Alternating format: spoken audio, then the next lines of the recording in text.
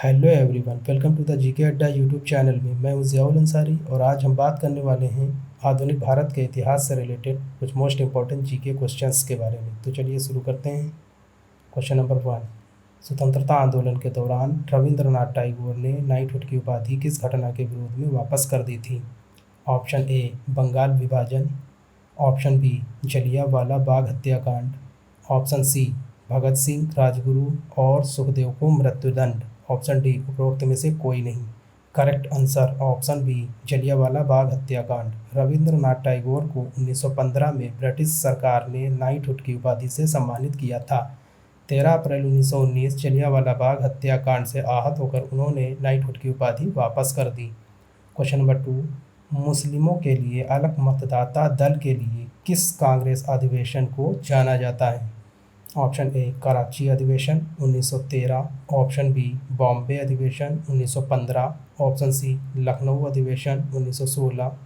Option D, Calcutta अधिवेशन 1917। Correct answer option C, Lucknow अधिवेशन 1916। 1916 के लखनऊ अधिवेशन में मुस्लिमों के लिए अलग मतदाता दल की व्यवस्था की गई थी। अंबिका प्रसाद मजूमदार इस अधिवेशन में कांग्रेस के अध्यक्ष थे। क्वेश्चन नंबर 3, भारत में पहली यूरोपीय बस्ती किस स्थान पर स्थापित की गई थी? Option A, Kochi. Option B, Chinsurah. Option C, Surat. Option D, Chennai. Correct answer option A, Kochi.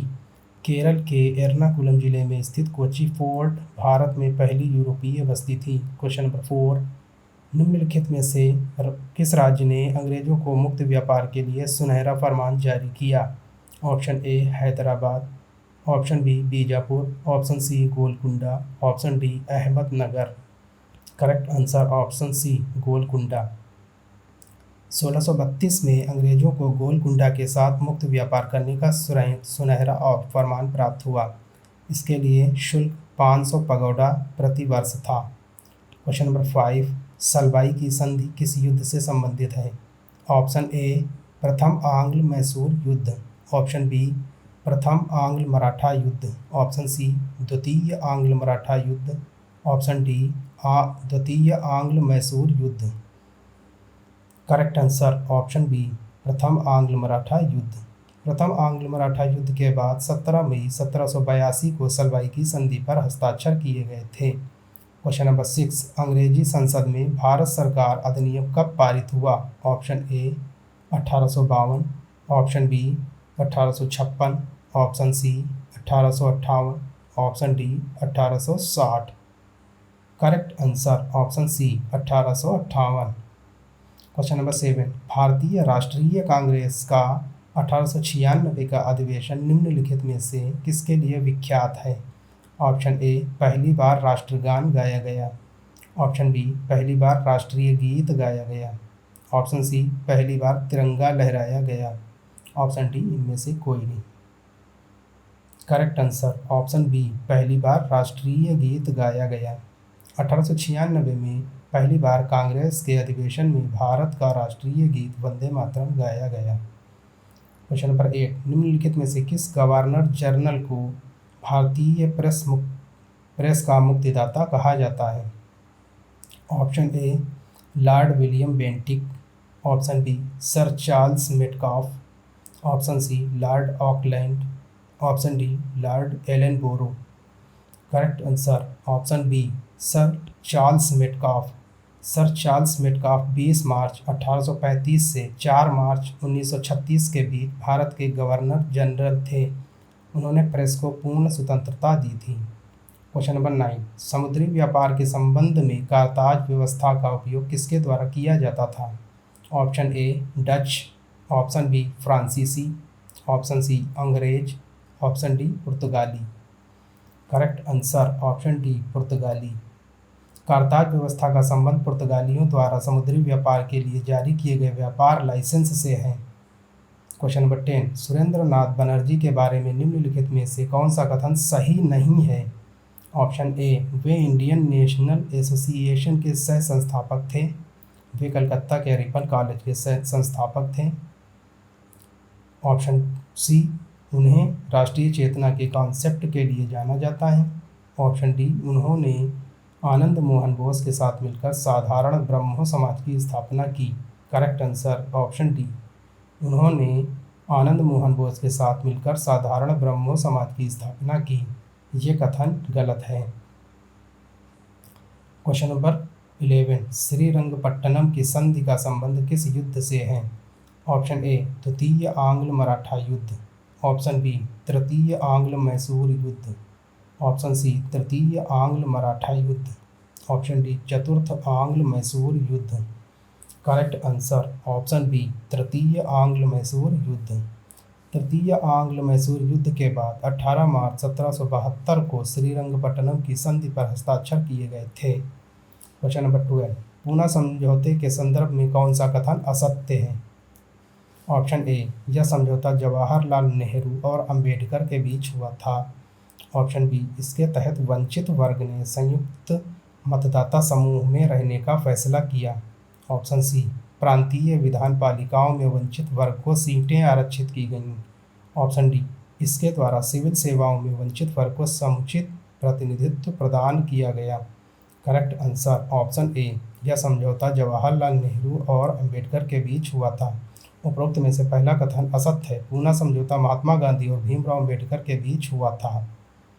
Question number 13, मदाह सत्याग्रह का नेतृत्व किसने किया था? Option A Mahatma Gandhi, option B doctor Bhimrao Ambedkar, option C Acharya Vinoba Bhave, option D Bal Gangadhar Tilak. Correct answer option B doctor Bhimrao Ambedkar. Satyagraha का नेतृत्व भीमराव अंबेडकर ने 20 मार्च 1927 को किया था। क्वेश्चन नंबर 14, बक्सर की लड़ाई ईस्ट इंडिया कंपनी द्वारा किसके साथ लड़ी गई? Option A Mir Qasim, option B Saadat Ali Khan द्वितीय, option C Ali Vardi Khan, option D Sirajuddaula. Correct answer option A Mir Qasim. Buxar की लड़ाई 22 अक्टूबर 1764 को ब्रिटिश ईस्ट इंडिया कंपनी और मीर कासिम बंगाल के नवाब, अवध के नवाब और मुगल सम्राट शाह आलम द्वितीय की संयुक्त सेनाओं के बीच लड़ी गई थी। क्वेश्चन नंबर 15, निम्नलिखित में से भारतीय शिक्षा का मेग्ना कार्टा किसे कहा जाता है? Option A Wood's dispatch, option B Sadler आयोग, ऑप्शन सी भारतीय विश्वविद्यालय अधिनियम 1904, ऑप्शन डी रेले आयोग। Correct answer option A Wood's dispatch. Charles Wood British East India Company के नियंत्रण बोर्ड के अध्यक्ष थे। क्वेश्चन नंबर 16, वर्नाकुलर प्रेस अधिनियम और शस्त्र अधिनियम किस वायसराय के द्वारा पारित किया गया था? Option A Lord Lytton, option B Lord Mayo, option C Lord Dalhousie, option D Lord Hardinge. Correct answer option A Lord Lytton. Lord Lytton 1876 से 1880 के दौरान भारत के वायसराय थे। क्वेश्चन नंबर 17, निम्नलिखित में से किस वायसराय की हत्या उनके कार्यकाल के दौरान की गई थी? Option A Lord Mayo, option B Lord Lytton, option C Lord Dalhousie, option D Lord Hardinge. Correct answer option A Lord Mayo. Question number 18, Lord Ripon को हंटर आयोग का गठन किस लिए किया था? ऑप्शन ए आतंकवाद तथा राष्ट्र विरोधी गतिविधियों को रोकने के लिए, ऑप्शन बी भारत में शिक्षा सुधार के लिए, ऑप्शन सी उच्च न्यायपालिका में भारतीय न्यायाधीशों की नियुक्ति, ऑप्शन डी उपरोक्त में से कोई भी नहीं। Correct answer option B Bharat में शिक्षा सुधार के लिए। लॉर्ड रिपन ने 3 फरवरी 1882 को सर विलियम हंटर की अध्यक्षता में शिक्षा आयोग का गठन किया था। क्वेश्चन नंबर 19, भारतीय टंकण कागजीय मुद्रा अधिनियम किस वायसराय ने पारित किया था?